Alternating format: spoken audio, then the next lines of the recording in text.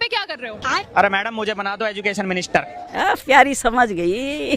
सारे बच्चों के सपने पूरे कर दूंगा, सब बच्चे अपने घर आराम से सोएंगे, प्रोटेस्ट खत्म। ऐसा क्या करोगे आप? इस्तीफा दे दूंगा। अरे भाई दुखी क्यों है? हम तो जीत गए। हम तो जीत गए। मेरा बाप बीजेपी सपोर्टर था। मेरा घरा बैठे हाथ के साथ साथ टांगे भी साफ कर दूंगा। अरे भाई प्रधान जी चले गए। अरे मोदी जी हैं, उनको ले जाना है। उनको भी बाद में ले जाएंगे। तब फिर क्या करें? इतना रो रहे हो अभी? अच्छे आदमी थे, पेपर लिख कर देते ना। इस्तीफा वापस लो। अब हमारे पे कोई काम नहीं बचा है। टीयर गैस खत्म होगी क्या भाई? एक तो चला दो यार, बजा पुलिस अंकल वाटर के नाम चला दो, गर्मी लग रही है। बाय। अंकल नितिन गडकरी के टाइम मिलेंगे वापिस। नितिन गडकरी के टाइम मिलेंगे वापिस। अगली बार बिंदु के लिए कहना लट्ठी से काम नहीं चलेगा। नीट का मुद्दा अभी खत्म नहीं हुआ था भाई, एक अलग मुद्दा लेके आ गए। गन्ने का जूस बड़ा गिलास 20 रुपए। देखे नहीं है इसका मतलब you have no idea about my. Rubika ji, हमने आपकी वो चीजें देखी हैं जो शायद ही मोदी जी के अलावा किसी ने देखी। शर्म कीजिए, दांत मत दिखाइए अपने, हंसिए मत, इस बात पर हंसिए मत आप। रूबिका जी, अगर आपको मेरे दांतों से प्रॉब्लम है तो मैं आपको कुछ और चीज दिखाऊं जो आपका फेवरेट है। अब तो हमें इस्तीफा भी मिल गया। आप और क्या मांगे आपकी सरकार से? मेरी सरकार से ये मांग है कि मेरे हाथों से आपकी मांग भरवाई जाए। पागल वागल हो क्या? पागल नहीं मैडम, सिंगल हूँ जन्म से। दिमाग क्यों खराब कर रहे हो उसका? पागल हो क्या? ज्यादा से ज्यादा ये मेरा क्या कर लेंगे भाई? मैंने बताइए क्या कर लेंगे? प्रोटेस्ट करेंगे। अरे हम तो फकीर आदमी हैं, झोला लेके चल पड़ेंगे। ले जाओ। एक बात बताओ भाई, ये सोच रहे हमें लाठी मारेंगे, हमें गैस से डराएंगे, हम डर जाएंगे। 3 दिन से उस प्रोटेस्ट में दस्त लग रहे हैं मुझे, दस्त। हगीज पहन पहन के प्रोटेस्ट कर रहा हूँ और ये भड़वे सोच रहे हैं प्रोटेस्ट इससे लाठी से डरा देंगे। सब मेरे साथ बोलो, केजरीवाल मुर्दा, सॉरी धर्मेंद्र प्रधान इस्तीफा दो।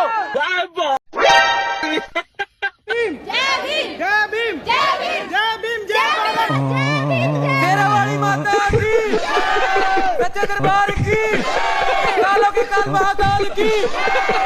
हो गया तेरा काम। अंधभक्तों देखो, मम्मी मठा फेर रही है। तुमने तो पिया नहीं होगा क्योंकि तुम तो मुंह से ही पीते हो। गजब बेइज्जती है। और इधर देखो, हमारी भाभी मशरूम की सब्जी बना रही है। तुमने तो खाई नहीं होगी, गोबर ही खाते हो तुम तो। तुम्हारी तो जिंदगी सिर्फ गोबर खाने में और मूत पीने में ही गुजर जाएगी। नीली कबूतरियों, ऊपर से बाबा साहब भी सोच रहे होंगे कि इन लोगों को आरक्षण देके क्या हुआ, क्योंकि तुम लोग को जब आरक्षण दिया गया है तो पढ़ाई लिखाई करके कुछ बन जाओ, लेकिन नहीं, इंस्टाग्राम पर आकर तुम्हें मुजरा करना है और अपने साथ साथ माँ से भी करवाना है, और नहीं तो भौजी को भी लेकर बैठ जाना है। गांधी जी, अम्बेडकर और ये कौन है जिन्ना? मैं यहाँ पे आया, उधर एक लड़की बोल रही थी मेरी एक ही मांग है, मैंने बोला भर देता हूँ, उसने मारा मेरे को बहुत। जंतर मंतर से एक्सक्लूसिव खबर आ चुकी है। धर्मेंद्र प्रधान जी हमारे बीच आ चुके हैं। एक्सक्लूसिव खबर आ चुकी है, धर्मेंद्र प्रधान जी हमारे बीच आ चुके हैं। आप सभी लोग देखिए।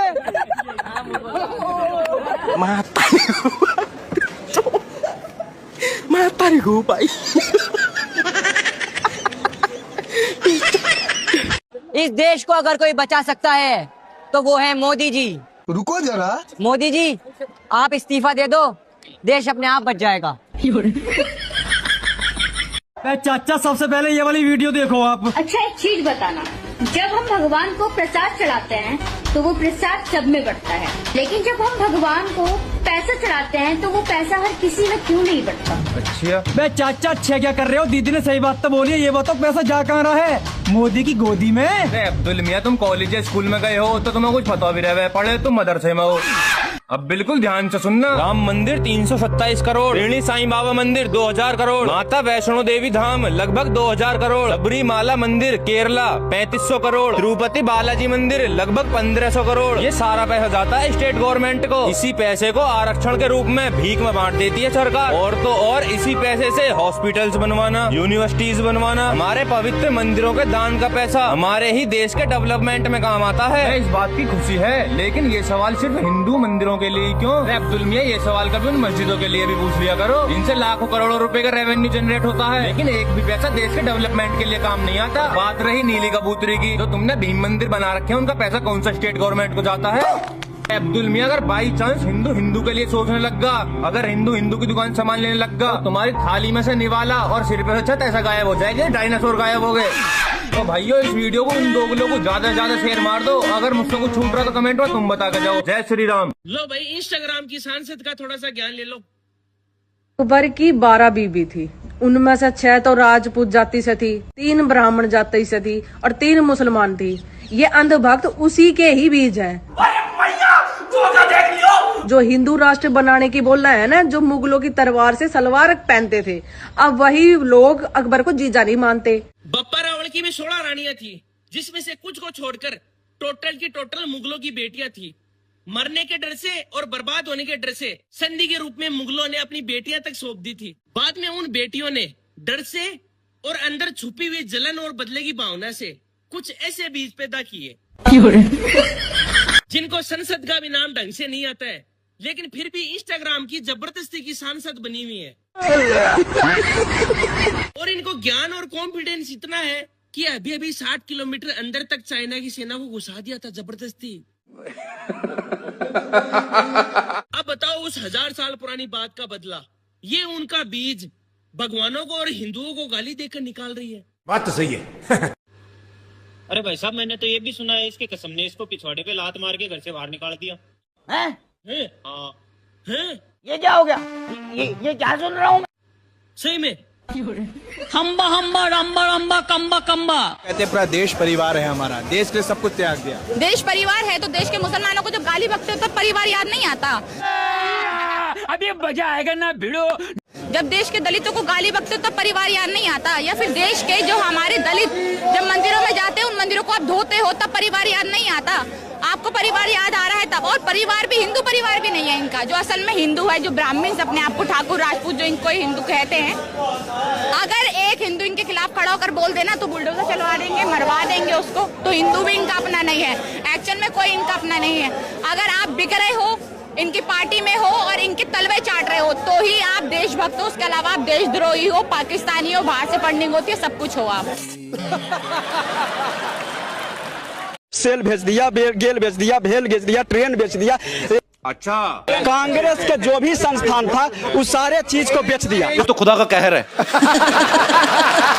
आपकी नजर में 9 साल में कोई विकास नहीं हुआ? कोई विकास नहीं हुआ है। अभी बता दे भाई, इसमें कौन सा विकास नहीं हुआ? ये कह रहे हैं भेल बेच दिया, गेल बेच दिया, फला बेच दिया, ढिकड़ा बेच दिया। मेरे को खरीदार का नाम तो बताओ, कितने में बेचा? यही नहीं, अभी और सुनिए। आपके पास एविडेंस होनी चाहिए। मैं बयान देता हूँ, मैं एविडेंस के साथ बात करूंगा। आप बताइए मुझे उस बंदे का नाम जिसने गेल खरीदा है, बेल खरीदा है, रेलवे खरीदी है, उस बंदे का नाम भाई बता।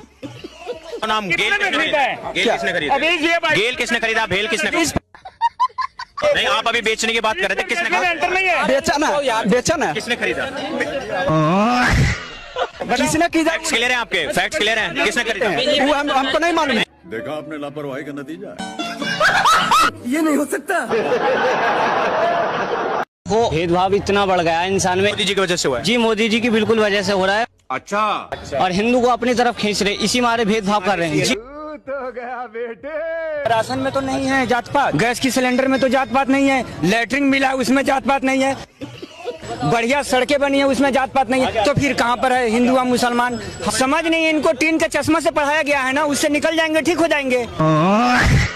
समझदारी की कमी है और उसी तरह का मोहल्ले में इनको शिक्षा दिया जाता है। ये तो रिजर्व हो गए थे कांग्रेस के। जी मैंने 12th पास करी है। हम 6 भाई हैं भाई।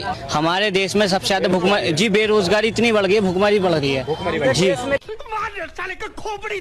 नीति दृष्टि से सिर्फ 6 आदमी बेरोजगार है। तेजस्वी यादव, मुलायम जी के बेटा अखिलेश यादव, राहुल गांधी, काम चोर आदमी कभी भी काम चोरी रहेगा, मेहनत करने वाले के लिए सालों भर काम है। फ्रेंड्स, मैं जानता हूं कि पेपर लीक ये कोई मामूली विषय नहीं है। अभी मजा आएगा ना भिड़ो।